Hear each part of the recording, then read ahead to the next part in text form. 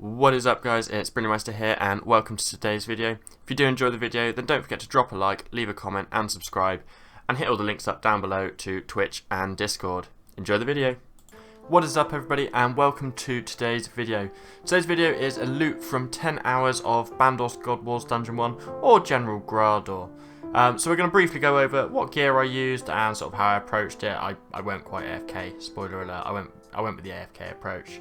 And then we're going to go into the kind of loot, show you off the loot that I got, and then break down the loot GP per hour, and then compare it to all of the other bosses that I've done a loot from 10 hours, or a loot from another period of. Hope you guys enjoy the video, let's get into it. So this is like the gear and inventory setup that I used for the 10 hours. I didn't really focus too much on kill speeds or anything like that. Like, I definitely do not have the best perks on my masterwork. It's just my old Slayer gear. It's got crackling too on it. Yeah, so don't judge the armor on the perks or anything like that. I just did it so I could AFK as nicely and easily as possible. My Nox is Scythe, so obviously I've got the decent perks next. That's my main Nox Scythe. Did it with Silverhawk boots on, just to get some nice amount of agility XP. That's coming along nicely as well. Nearly 43 mil XP now. Yeah, so I could definitely know I've worn better boots and stuff like that. I used the Spring Cleaner because that would break down anything alchable or anything that was just random junk into components for me. Demon Horn Necklace, and I've got the Bone Crusher on my tool belt, so I didn't need as many prayer potions. I'd take 7 with me, or if I was going to be doing an hour with the Penance Aura, I'd only take 5 with me. Alongside some of the drops that you will get there, it's going to be really good to be able to just keep my prayer easily well up and high. Ring of Vigor, just because it was a free ring that I had. I've got the relic for the luck of the dwarves, so if you don't have it on a relic, then you want to take your luck ring in your spot there. But because I didn't have it, I didn't want to waste charges on my ring of death, so I just used the Ring of Vigor as it was a ring that I had in my bank. So that pretty much covers my gear setup, and then we'll get into the 10 hours. So I've just gone ahead, I finished my 10 hours of General Graardor or Bandos at God Wars Dungeon 1. I got in my inventory here all of the loot that I got from doing God Wars Dungeon 1. I don't think I was particularly lucky or unlucky in terms of the amount of uniques I got over the time. Like when we go into the breakdown later and we go and see how many kills and everything we've got like that and all that, I'm sure we'll go into it and see how sort of on drop weight I was. But it doesn't feel like I was lucky or unlucky. I got a decent amount of them. Just the ones that I did get just weren't worth a massive amount of money. I think I forgot my war shields. I believe I have some war shields in the bank. Be right back.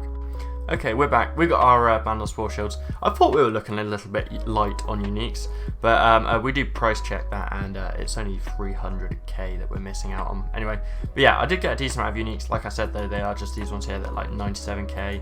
Bandos hilt, that was one of the more decent ones at 300k. I think the gloves were around that as well. Yeah, 300k, about 300k again. Yeah. But the only ones that were actually worth anything with the Bandos chest plate was worth 3.3 mil. Luckily I did get 3 of them though, which is quite good. If it was like the gloves and I only got 1, that would have been a little bit more upsetting. The tassets, I got 2 sets of tassets, 1.5 mil each. Definitely, they're not one of the worst ones, but they're not the best one either. But they're pretty good. I think that most of the money that I'm going to get that's outside of the uniques is going to come from the bones and the limpwork roots. That just really did start to add up. Like, I went with a Spring Cleaner, so there wasn't a massive amount of loot actually ending up being dropped on the floor. Everything that was alchable got out, and that is reflected in this coin pouch here. And I have taken out the 2 mil for like the instance cost, just got taken out of the coin pouch as I went along. And I must confess, I did actually die once, and that was about 530k death cost. And that's come out of the coin pouch as well, so all the deductible, like actual coin costs have already been reduced from this. So yeah, that's the coin drops from Bandos plus everything that the Spring Cleaner out. Other than that, then yeah, we've got these bones, we're 800 of them at 7k each, so there's going to be a decent chunk of money there. Same with the limpwork roots, 755, and they're 5k each, so I think that's where a bulk of the money is, outside of the uniques, but I don't think there is actually a massive amount here, and from what I can see, yeah, we got 34.7 mil in 10 hours. That's not a great GP rate, if I'm honest with you. I mean, it works out in pure loot is 3.4 mil per hour. Before we deduct any more costs off, obviously we've taken the instance costs off and stuff, but we've still got divine charges, overload, food costs, everything like that. Yeah, so 3.4 mil per hour in pure loot. Probably not worth doing Bandos for GP. It's not amazing XP either. I was getting about 450k attack XP an hour, which is not horrendous, and I got quite a few FPs as well, so I got a decent amount of agility and like other random skill XPs as well on the side. But just for in terms of GP and stuff like that, it's not a good thing to do unless you're an Iron Man that needs the armor or a high level that's doing it for the log. I did get lucky, I got the pet, and I got the last thing, which was actually the gloves for me. Well, the hilt and the gloves, but I got 2 hilts before I got the gloves. And then I managed to finish the log, so you know, I finished the log out of this 10 hours, and I shall probably not go back to bandos apart from for Reaper tasks for a decent amount of time, because as you can see here, it definitely is not profitable. So we're going to the next slide now, and we will break down the profitability of everything and how much GP per hour, money lost, and everything like that we made, and compare it to everything else. See you in the next slide. So now on to the breakdown. So the total loot, as you saw in the previous slide, was 34.76 mil, which equates to 3.4 mil an hour in just pure loot. The total amount of kills we managed in the 10 hours was 685, which works out as a kill rate of 68.5 per hour. I could probably push this a lot higher had I been paying attention and like actually using thresholds and even using an ultimate at any point. But I just sort of used, my revolution bar, and I managed to get that sort of kill rate, which is not too bad because I'm guessing if people are going to be doing bandos, they're going to be somewhat AFKing. For the cost per hour, I've decided to deduct another 900k. I know the instance cost is 200k per hour, but I've already had that deducted from the coins, so I'm not going to include that. So I'm going to include 900k per hour as a divine charge cost, the cost of a couple of overloads, and a small bit of food and prayer. It's not a massive cost here because you're not using all the big scrimshaws and stuff like that, but then the money's not very good either, so it all balances, I guess. That then, if you take it down to the profit, leads to a profit of 25.76 mil over the 10 hours, which is, you know, it's okay. I've made 25 mil. It's 2.5 mil per hour. It's okay.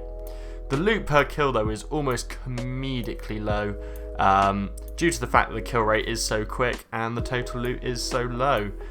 So the average loot per kill is 50.7k. And I did include the loot that I got from the minions with this, so quite a lot of the limp work routes came from minion drops. So I included that in the loot as well, so the loot from it as a whole is still 50k per cycle round, which is pretty terrible. So we'll now compare that to all of the other bosses that we've done the loot from.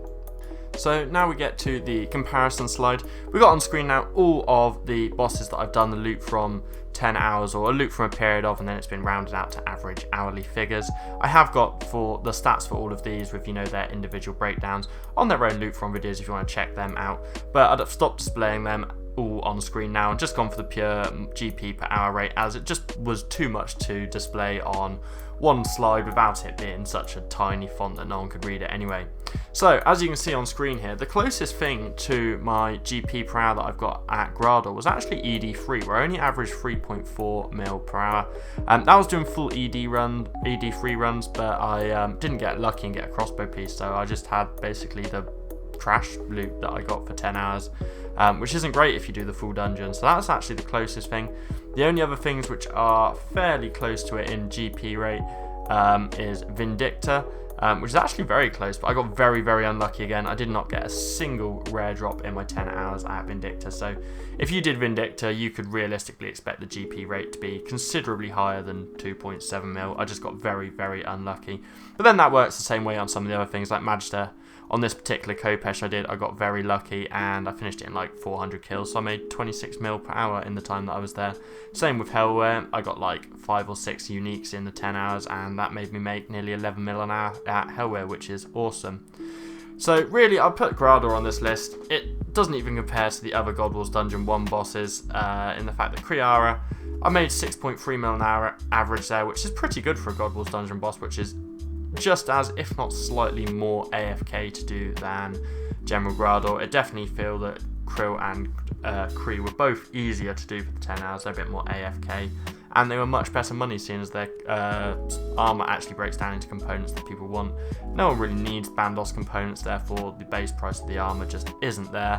and that lets the GP per hour down. So I must conclude that if you're not going for it for a log, then it's probably not worth going for General Graardor at God Wars.